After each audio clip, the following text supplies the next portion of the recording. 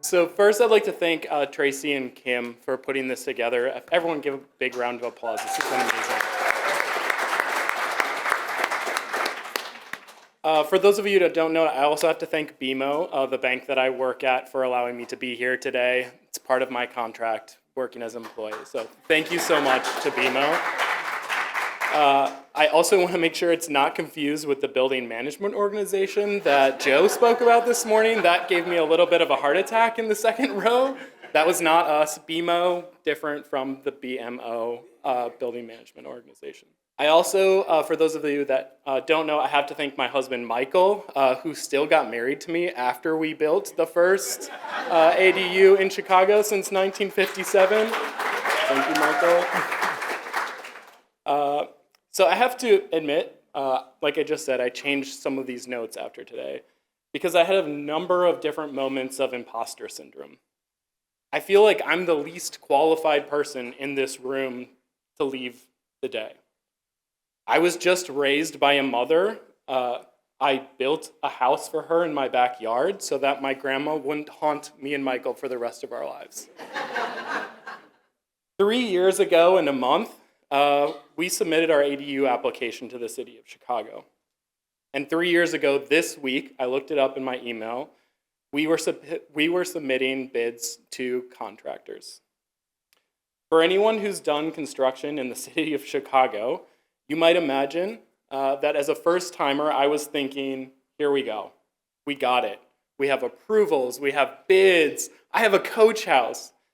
Now I think back, wow, I was a dreamer. So let me introduce myself. My name's Andrew Harrison. I'm a housing advocate. I'm a banker. I'm a husband and a son. Specifically, I oversee partnerships here at BMO. And if you didn't notice, the cool kids say BMO instead of BMO, so that's a little fun thing. And more importantly, maybe for today, I'm on the board for the Law Center for Better Housing. And I've never had an opportunity where two things got to collide so well. Earlier today, we've gotten to hear from some great, amazing people, alder people, private sector. We've heard from the city, the state, from national teams. There's a few folks in here who I saw, like Sol, who I'm going to look for at every event that I'm at for the rest of my life and try and sit at her table.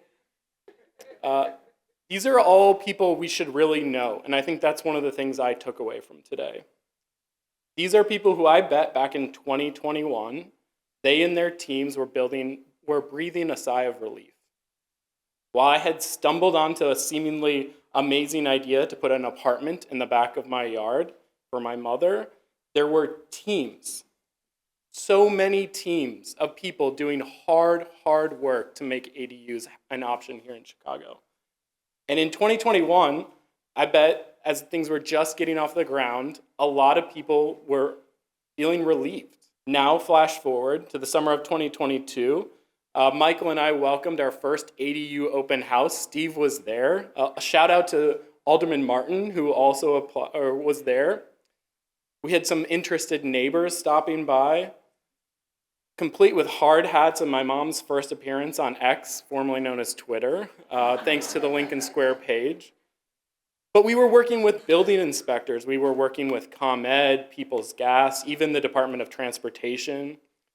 We were having conversations like, you can't have a water heater in a garage, or gas lines can't be put in the backyard of your setback. We also had conversations, though, like, does your mom have any more of those cookies? Will she do the flowers in my yard as well? So while Steve can attest to the fact that I get a little anxious when people are using pictures of our ADU, I've always promised to use it as a way to pay it forward. I started by taking what I had learned and joining the board of LCBH, the organization here in Chicago that I believe is very fundamental to preventing homelessness across the city. For those of you that don't know or didn't get to meet Mark, our executive director, who was here earlier, LCBH has been able to touch almost 16,000 individuals in the past 3 years, helping them with housing concerns and advocating for their housing rights. And they've done that with new tools like AI and chatbots and a thing called Rentervention, and a thing where they show up in court for you when you need it. So for those of you who are not familiar with LCBH, one of the things I would like to make sure is please go look them up. They are the team that is supporting the Right to Counsel program, the pilot in Chicago right now, which we are fighting for the continuance of. So in all this work I started to get involved with, I started to realize what helped me the most about my own tiny house was talking about the multi-generational living that it was enabling for our family. For tiny houses across the US, we sometimes think of them as affordable housing.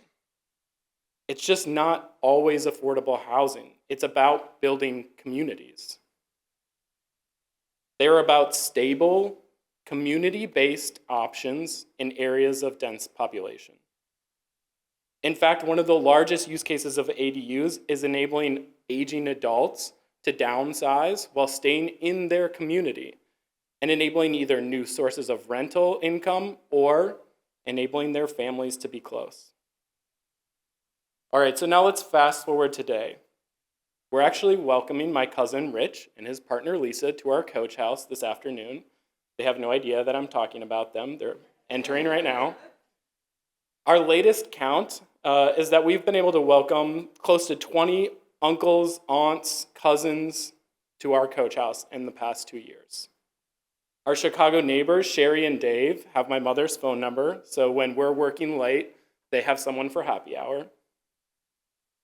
2 of my cousins with very young kids who would probably never be able to afford a trip to Chicago have come to visit with their young kids and explored the city. My mother is now attempting to exert some veto power on a painting that I want to hang in the kitchen and starting a coup with Michael, who is diligently building a bountiful garden in our backyard next to the coach house. Not one person has ever asked me if my parents are considered low income. No one in our neighborhood would ever tell you that we have low income housing on our street because we're building a community. What I appreciate now the most and what I feel is so important about this, and if you zoned out for a second, thinking about how many cousins I have, this is the port to listen to again. A lot of people, you all, have done so much work to enable ADUs in Chicago and probably feel like I did starting construction. The thought that we had made it only to realize that there was so much more work to be done. So I'd like to leave you with a couple things.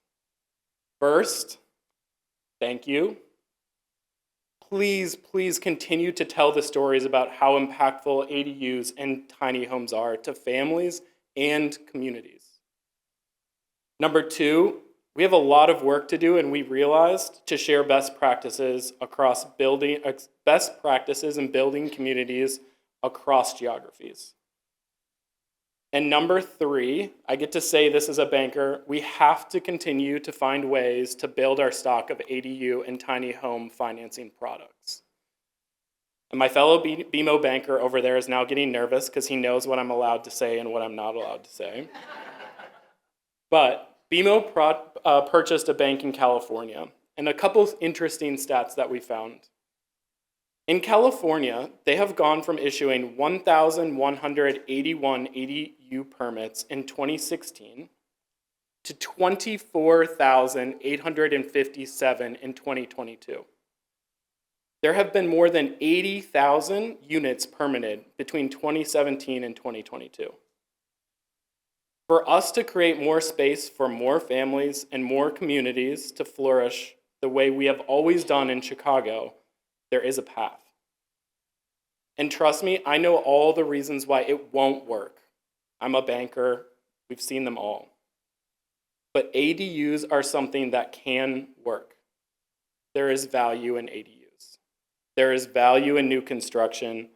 There is value in allowing aging parents to downsize and stay in the communities in which they grew up. And there is value in building stronger communities. So, like the last panel, I will now step off my soapbox because I'm talking to a group of people who just came to a tiny house summit, and I know a lot of you know these things. I'll leave you with this. My hand is up. I'm happy to help. I will be there on June 25th, 10 a.m., second floor. Pretty close. My ask of this group is to also put your hand up and talk about ADUs, talk about tiny houses. Continue to connect with each other. Speak to your neighbors, get to know those people with ADUs and tiny houses, because we've heard there's important votes coming up where we can actually make a difference. Finally, I promise this is it. Thank you all, to the people in this room, for the work that you are doing. Thank you for the work that you've done to help make my family stronger, and to help me convince Michael to marry me, even though we have his mother-in-law staying longer and closer to us for the rest of our life. All right, thank you.